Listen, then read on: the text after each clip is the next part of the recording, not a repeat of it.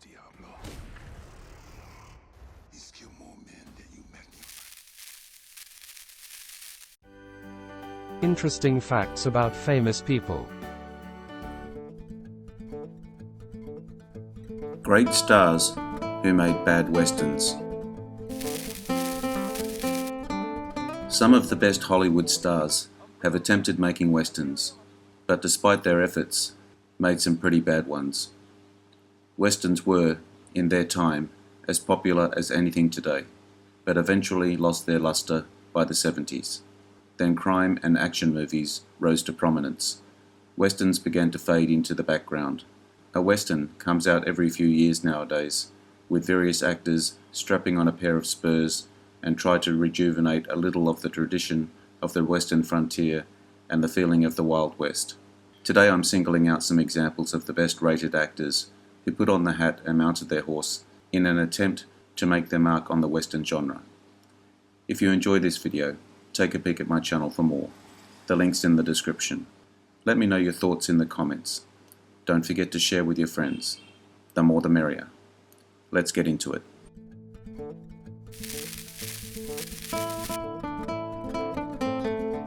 Humphrey Bogart in Virginia City, 1940. One of only two films in which Humphrey Bogart wore a moustache.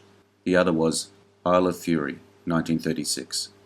Bogart's film noirs like The Big Sleep and The Maltese Falcon established the archetype for hardcore detectives. But previous to that, Bogey appeared in westerns in the 1930s and 40s, like Virginia City. He played a desperado against a Union intelligence agent played by Errol Flynn. Lacking scope, quality cinematography, and good script left Bogey as the only cast member who looked authentic.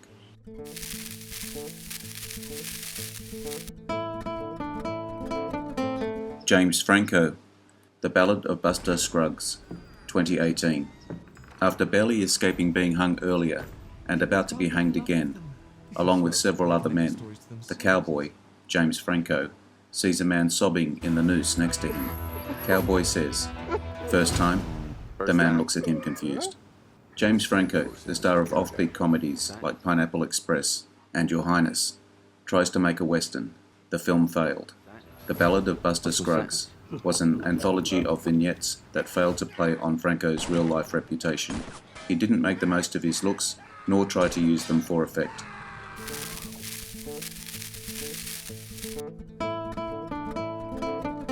Scott Eastwood, Diablo, 2015. This is Scott Eastwood's first western. The son of Clint Eastwood unfortunately failed to meet expectations in his own western. In Diablo, he played a Civil War veteran hunting the bandits that kidnapped his wife, relying on twists and shock value to sell its story, suffering the problem of attempting to reconcile the characters who haven't been adequately developed.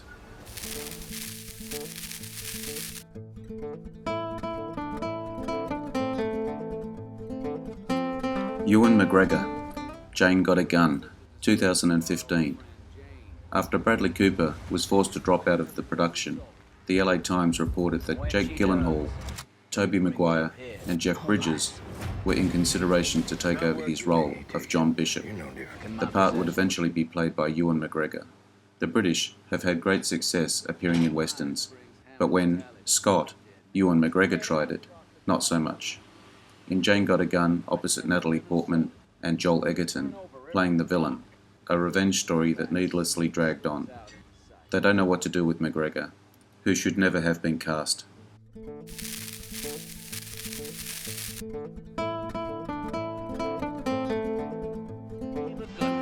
Harrison Ford, The Frisco Kid, 1979. The marketing for the film emphasises Gene Wilder's role in the film, with little mention of Ford's supporting role, despite Ford having been in Star Wars Episode 4, A New Hope, 1977, 2 years earlier. Before becoming the star he is today in films like Star Wars and Indiana Jones, Harrison Ford earned his stripes on westerns. In one of his film's first roles, he played in The Frisco Kid. Ford played opposite Gene Wilder's Polish rabbi. Ford looked the part in his Stetson hat and gun belt, and he's since made other westerns like Cowboys and Aliens and 1923. but the scripts didn't make the most of his dry humour or physicality.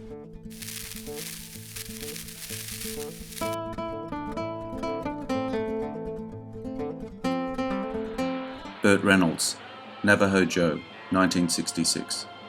Burt Reynolds only agreed to make this film because he was under the impression that Sergio Leone would be directing.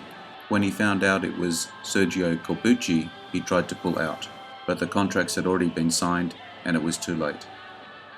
Before he was the Bandit, Reynolds appeared in westerns in the 60s, notably playing a Native American in Navajo Joe. Reynolds played the Navajo man who seeks revenge on the bandits who killed his tribe, a spaghetti western, and was gratuitously violent, and stereotypes of Native Americans best forgotten.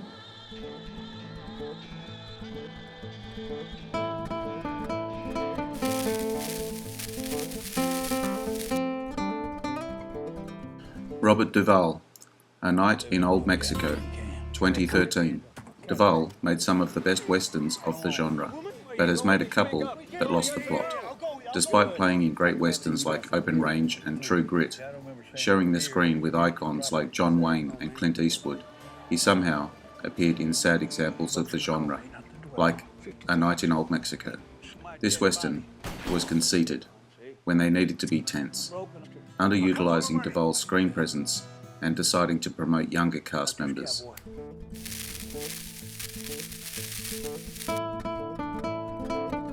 Johnny Depp, The Lone Ranger, 2013. Tonto means fool in Spanish, Italian and Portuguese. In Spanish versions of this film, Tonto is renamed Toro, which means bull.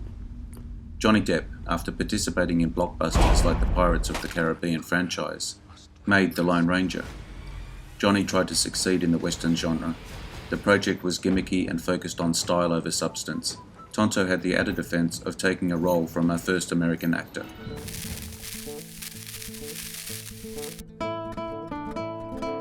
Idris Elba, The Harder They Fall, 2021. Another Brit breaking into the Western genre. Idris picks a few attention-grabbing movies to do so. One such was the all-black Western, The Harder They Fall, with plenty of action and a choice cast, but lacked that one ingredient to make it great. When Nat Love discovers that his enemy, Rufus Buck, is being released from prison, he rounds up his gang to track Rufus down and seek revenge. Elba is still searching for the right project.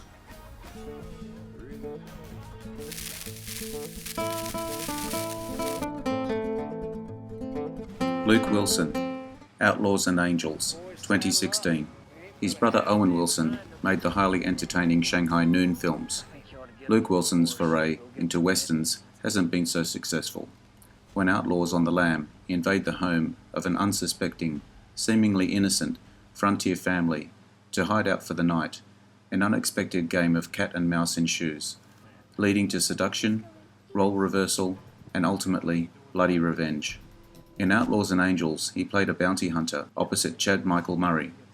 Particularly focused on the ugliness found in the West, he may have been too morally bereft and in your face for the sake of subverting expectations to be entertaining.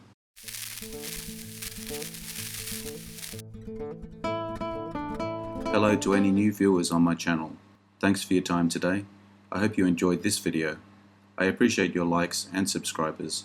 Don't forget to hit the notification button to get my new videos. Share with your friends. Drop me your comments. Bye for now. See you again soon.